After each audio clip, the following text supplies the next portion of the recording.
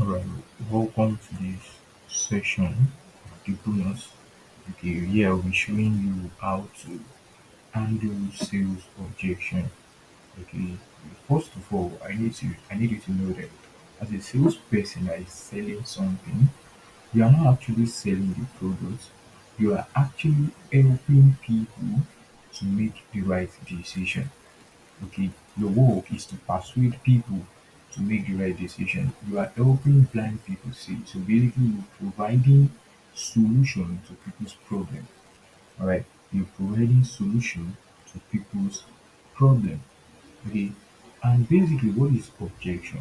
Objection is an opportunity to educate your prospect. Okay, when a prospect gives you an objection, this is an opportunity for you to actually educate your prospect. All right, and I need you to know that objections are not rejection.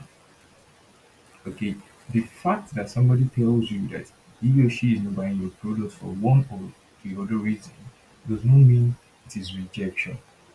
Okay, most of these objections can be handled, which will later result to sales for you. Okay, but when you see it as rejection because somebody tells you, no, I'm not interested now. Okay, you felt like, okay, this person is rejecting the offer, this person is not interested, and the rest of it. You need to know that no, objections are not rejections. All right, so now what are the benefits of objections? Okay, so I said objections are not rejections. Then you're wondering, what are the benefits of objections? People are telling me that they are not interested in my business, they're not interested in what I'm selling, my products, my services. And you're telling me these things have benefits. Yes, it has benefits. Alright, so let me give you just five benefits of these objections. Number one, it helps you add value to your prospect. It helps you add more value to your products and your prospect. Example, somebody tells you, okay, I'm not interested in this thing now. And you are like, okay, why are you not interested? The person tells you, okay, because I don't feel like this thing would work for me. Okay, because this is an opportunity for you to educate this person, add more value to this person, and make this person feel like, yes, this is what I really want. All right. Number two, it helps you to guide your prospect to a solution. Okay, it helps you to guide your prospect to a solution because the more objection they give you, the more you know how to actually guide the person to make the right decision. The more you actually know how to guide the person to make the right decision. All right. So it also opens them to the future. That is, it also allows you to be able to show them the future of what they're buying. What are they going to gain from what they're buying from you? It helps you to open them to the future that okay, these are the things that are going to happen if you purchase this product. These are the things you're going to get. These are the benefits of this product. This is where this product will take you to. All right. It also helps you to solve a problem. Okay. It also helps you to solve a problem in the sense that okay, somebody is having a problem, but because they felt like okay, this thing is not for me, this thing is not going to work for me, but because you can handle that objection, you will be able to help this person solve this problem. All right, you'll be able to help this person solve this problem, and also it helps you bridge the gap. All right, in sales, they say the difference between somebody as a salesperson, what you want to do is you want to take that your prospect from the position where he or she is to another position. All right, you're taking your prospect from A to B. All right, so it is this handling of objections or these objections that help you bridge this gap. Okay, that helps you bring them from like it makes you bring something like something let me use an example of a ladder that they can use to step from they can step on from A to B. Okay, so these are some of the benefits of objections. All right, so what are the key five keys to a successful sales? Five keys to a successful sales. Number one, be a consultant. Now, be a consultant. What a consultant do is they ask questions. Okay, a consultant asks questions. There's something they call the doctor closing method. Okay, what a doctor when you go to a doctor, what a doctor will do for you is before a doctor can recommend a drug to you, before a doctor can tell you go and use this, go and use that, they will first of all do something. I think you call it diagnosis, to know what exactly is wrong with you. So what they will do is they start asking you questions. How are you feeling? What's wrong with you? Where exactly are you feeling the pain? So all these things are to know the exact pain and the exact solution to recommend to you. So you need to see yourself as a consultant, not just a salesperson that is selling perfume, not just a salesperson that is selling courses, not just a salesperson that is selling book. See yourself as a consultant. You're there to help people. Your job is to help people, not just to sell. You are helping people. Okay, so as a consultant, you ask questions. You're not defensive when somebody tells you, okay, I'm not interested. You don't feel like, okay, you're not interested. That's all. No, you ask questions that, okay, why are you not interested? What exactly is happening? You ask questions. Okay, what problem exactly do you have? Okay, so you need to know the exact the fact that it might be that what you're selling exactly, it's not the real solution to that person's problem, but because you've acted like a consultant and you've been able to know the exact problem that person is having, you'll be able to recommend the exact solution. Okay, if the solution is not within your power, you can recommend other person's products for them, okay, and get your own commission. Okay, so you be a consultant, and as a consultant, the way you pick your words are different. You don't just talk anyhow. Okay, when you go to a doctor, you see the tone. Also, the tone is very important. You see the tone where at which a doctor talks to you is different from a nurse. If you've been to the hospital before, you know what I'm talking about. A nurse can shout at you and just yell at you, and then makes you feel they will even add to your problem. But that is, as a doctor, they sit you down and talk to you in a manner whereby you would want to open up. So when you want to talk to your prospects, you want them to tell you the exact problem they have. You need to show yourself, you need to make yourself seem like a friend. You need to even be a friend, not seem like a friend. You need to be a friend to them. Okay, a doctor will talk to you in a calm manner that would make you open up the exact problem you're having. Imagine somebody is telling you, what is your problem? You won't talk. Okay, because that person has hurt you, you won't talk. Okay, so these are the way you can become a consult. You can see yourself as a consultant. You need to watch the way you talk to your prospects. You need to watch your tone. Okay, and you need to see to it that you're asking the right questions. Okay, and another one is don't walk away too fast. Don't walk away too fast. That is, when somebody tells you, I'm not interested in your product, you don't just give up easily. You need to know why exactly that person is not interested in your product. Okay, you don't need to walk away too fast. Okay, I'm not buying. Some people will just be like, okay, that's all. No, the money is in the follow up. You can handle that objection. The reason, don't worry, I will tell you some of the reasons why people actually give objections. There are funny reasons why some persons actually give objections. And if you are able to handle this objection, you will be able to make the sales. Okay, another key is understand your work. I used to tell people, when you are selling something, be able to answer any question you will be asked. Okay, because you don't know where somebody would ask you a question from. You don't know the angle the person would come from. So it is very important for you to understand who you're selling, understand your product, understand your niche, understand your market, understand your audience. You need to understand your work basically. You need to know what you do. You don't just sell, you need to understand what you do. So imagine a doctor, you tell the doctor, okay, I'm feeling headache, and the next thing the doctor is doing is to go and carry all these their big, big books to go and check where exactly your problem is coming from. No, that's lack of understanding. That's a quack. Okay, and you don't want to give yourself to a quack to treat you. So that's just how it is. People have problem and you're there to solve the problem for them. Okay, you're there to solve those problems. So you need to understand your work. Okay, another key is you need to know why people object. You need to know the reason behind that objection. Why exactly? And where is this objection coming from? Why are these people? Why is this person objecting? You need to know why. And also expect and don't project. Okay, what do I mean by that? You don't want to assume that this is the reason why this person is not buying. A lot of persons do this a lot. When somebody tells you, okay, I'm not buying, then you assume it's because the cost of your product is high. No, it's might not be because of the product is the cost of the product is high. It might be another reason. So you don't want to project the reason for your, you don't want to assume for your prospect. You need to expect, yes, objections will come. You don't want to project the objection on yourself. You don't want to feel like, this thing is high, oh, people will not buy because the product. So whenever people tells you that, okay, I'm not buying, you feel because it's because of the price of your product. Okay, and that might not be the exact reason. Okay, some persons will be like, okay, maybe because I did not pitch enough or I did not do it the right way. No, that might not be the right reason. It might just be because the person is yet to understand your product. Okay, or because you yet to give the person enough reason to buy from you. So basically, you expect objection, you don't project it. Okay, you don't project it, you don't feel like, okay, you don't put it ahead of you, you don't assume for your prospect, you don't feel like, okay, this is the reason. It might not be. So basically, what you need to do is expect objection and don't project them. Okay, so these are the five keys to a successful sale. Okay, if you want to make successful sales, you need to understand these five keys.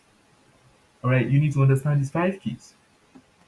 Okay, so now, why do people project object? Why do people object? Why do they object? Now, these are just basic, like some of the reasons why people object. Number one, to sound smart. Some persons just want to feel like, okay, I'm not dumb. Okay, some persons want to feel like I'm not dumb. I need you to explain more to me and the rest of it.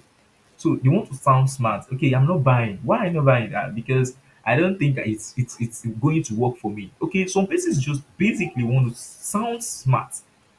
So that's why they kind of bring up objection. So now tell me, if you had walked away earlier, you won't get to know the reason why the person is objecting. Okay, it might not be because the person don't want to buy, but because this person just want to sound smart. Another reason why people object is to seek clarification. Some people just want to, they just need clarity. They don't want to make the wrong decision because there are a lot of scams here and there, especially when you sell online.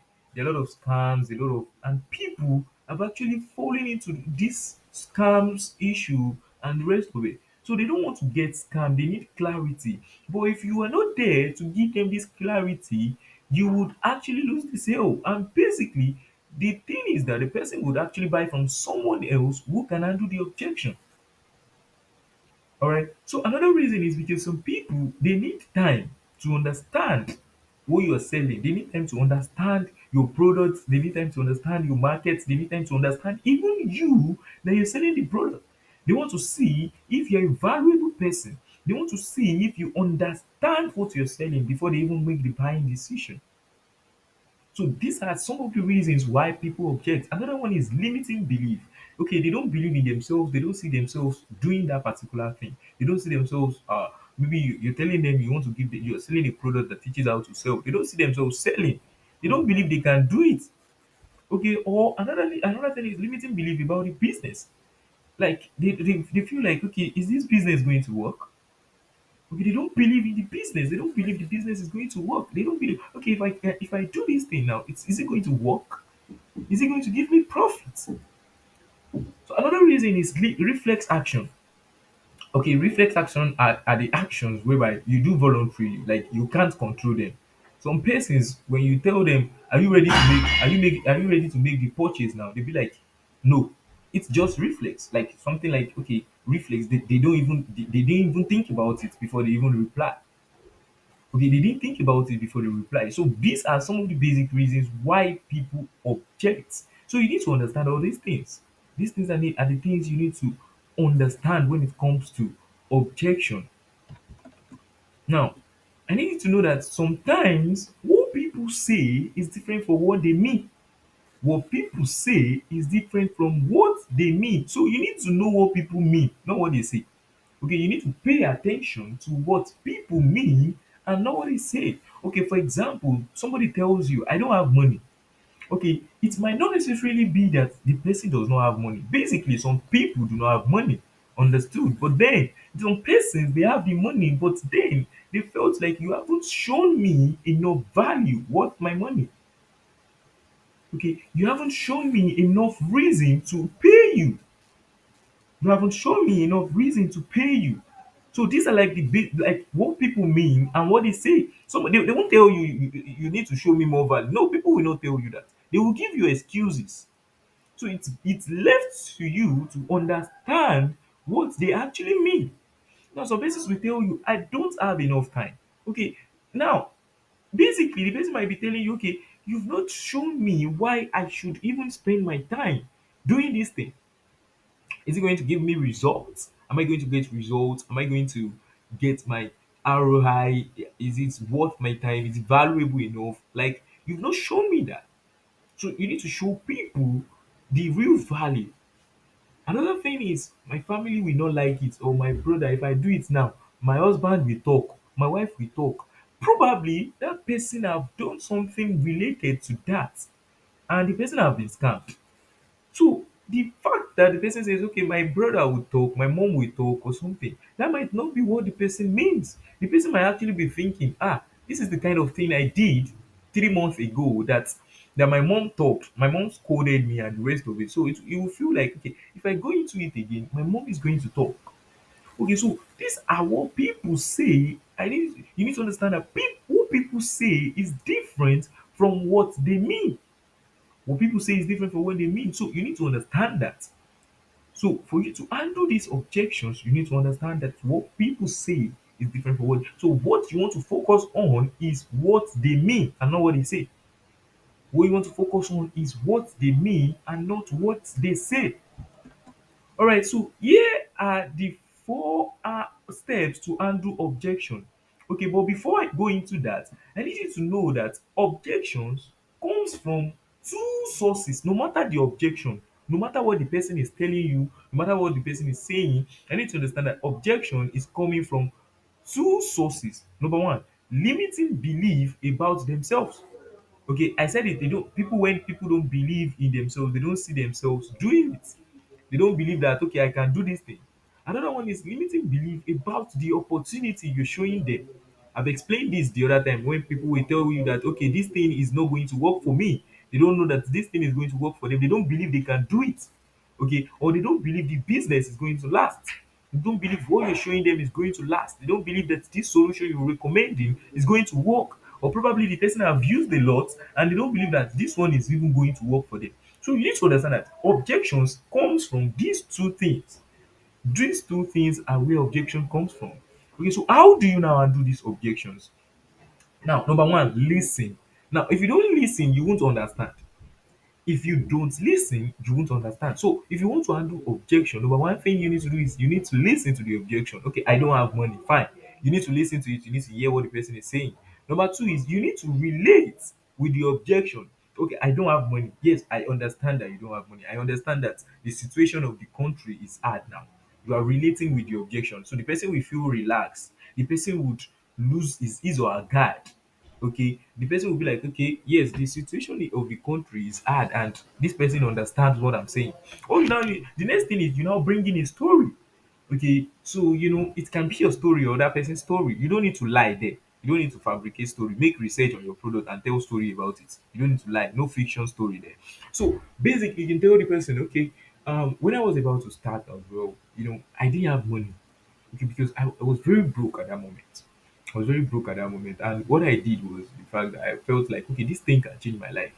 I've seen a lot of persons that this thing has changed their life. It has worked for them. So I felt like, okay, let me try it out. So what I did was I actually reach out to my uncles, I reach out to my aunties, or basically I just find a way around it and I got it. Okay, I got this thing. Now the next one is, and then it changed my life. That's where I am. That's why I am where I am now.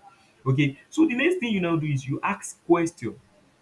Okay, you ask question, and now when you want to ask question, you ask a closed end question where the person says yes or no. Okay, is either yes or no. Like, are you ready to get the course now? Okay, or are you ready to make the payment now? The answers are yes or no. So when the person tells you no, then you ask again, why no? Okay, you ask again, you ask another question again. Okay, you ask another question to know why the person is saying no. So you handle the objection, you follow these four processes, you listen, you relate. Okay, yes, I understand what you're doing. You're saying, okay, and then you tell stories as well. Tell stories that relate with the person. Okay, make the person feel like somebody has been in your shoes before, and then the person is now doing well. And also you ask a closed end question. Are you ready to make purchase now? Are you ready to buy now? Okay, so these are the four ways to handle objections. So basically, what are the common objections we get? I can't see myself doing it, I don't have money, I'm not a salesperson, I don't have time, and the rest of it. But if you can follow these four processes, listen, relate with the objection, tell stories, and ask close end questions, you'll be able to make the sales. Okay, so basically, I will be sharing a course with you. This course is worth over 15,000 naira, but I will be sharing it with you on how to handle objection. This course is going to teach you how to handle objection, different forms of objection. Okay, I'll be sharing the course with you so you can look up for the course to know more about how to handle objection. Okay, so this will bring us to the end of this class. So basically, you should watch the video to know more about handling of objection. See you in the next video.